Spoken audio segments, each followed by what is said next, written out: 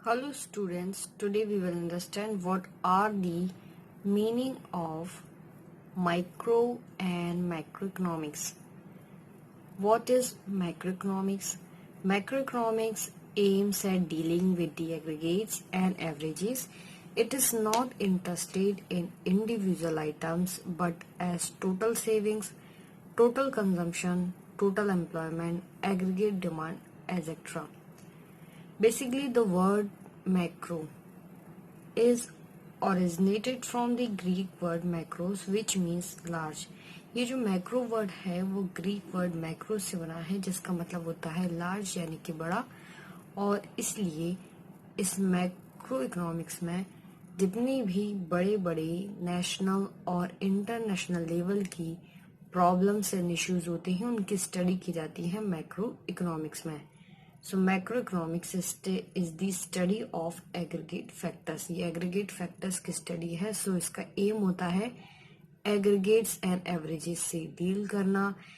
इसमें individual factors की study नहीं की जाती है। So इसका कोई interest नहीं है individual items और individual factors में, लेकिन इसमें aggregate और total factors की study की जाती है, जैसे कि total savings, total consumption, total employment, aggregate demand, etc. What is microeconomics?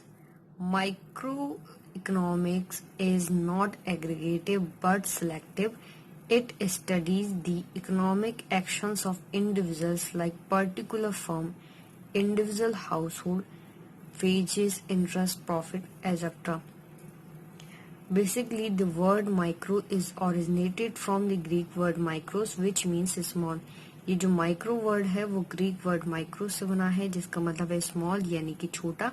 इसलिए माइक्रो इकोनॉमिक्स में छोटे छोटे इंडिविजुअल फैक्टर्स की स्टडी की जाती है। इसमें टोटल फैक्टर्स और एग्रीगेटिव फैक्टर्स की स्टडी नहीं की जाती है, इसलिए ये एग्रीगेटिव नहीं है लेकिन सिलेक्टिव है। मीन्स इसमें जितने भी इंडिविजुअल सिलेक्टिव फैक्टर्स हैं उनकी स्टडी की जाती है। सो ये इंडिविजुअल्स की इकोनॉमिक एक्शंस की स्टडी है, जैसे कि particular firm, individual house hold, wages, individual interest, individual profit etcetera. In other word means दूसरे शब्दों में अगर कहें तो microscopic study of economy is called micro economics. Means economy की माइक्रोस्कोपिक स्टडी, माइक्रोस्कोप में हम छोटी से छोटी चीज देख सकते हैं, इसी तरीके से इकोनॉमी के छोटे छोटे फैक्टर्स की स्टडी करना माइक्रो इकोनॉमिक्स है। So microscopic study of economy is called micro economics. Nature of economics, economics as a science. Systematic knowledge of any subject is called as science. किसी भी सब्जेक्ट की systematic knowledge को science कहा जाता है। Science explain the relationship between cause and effect. Science cause and effect के बीच में relationships को एक्सप्लेन करता है। मीन्स कोई भी एक्टिविटी होती है, उस एक्टिविटी के होने का क्या कारण होता है और उस एक्टिविटी के होने पर क्या इफेक्ट पड़ता है अदर थिंग्स पर। So science cause and effects के बीच में रिलेशनशिप्स को एक्सप्लेन करता है। The science is that branch of knowledge which is based on observation and on experimentation. Science knowledge की वो ब्रांच है जो बेस्ड होती है ऑब्जर्वेशंस पर और एक्सपेरिमेंटेशंस पर। मीन्स जो भी एक्टिविटी होती है उसे कई बार ऑब्जर्व किया जाता है और उस पर कई बार एक्सपेरिमेंट्स किए जाते हैं, और इन ऑब्जर्वेशन और एक्सपेरिमेंट्स के बेस पर ही साइंस के लॉज एंड प्रिंसिपल्स बनाए जाते हैं। ये तो है अबाउट दी साइंस। अब हमें ये समझना है क्या इकोनॉमिक्स साइंस है। So economics is the science because it explain the relationship between cause and effect. Economics science है क्योंकि ये कॉज एंड इफेक्ट्स के बीच में रिलेशनशिप को एक्सप्लेन करता है। In other words, economics facts are explain in terms of law and principles, so it is a science. दूसरे शब्दों में अगर कहें तो इकोनॉमिक्स के जो फैक्ट्स होते हैं वो लॉज एंड प्रिंसिपल्स के टर्म्स में एक्सप्लेन किए जाते हैं। सो ये क्या है? साइंस है।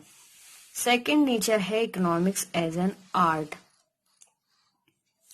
Professor Marshall and other economists considered economics as an art also, because it also explains how to do things systematically.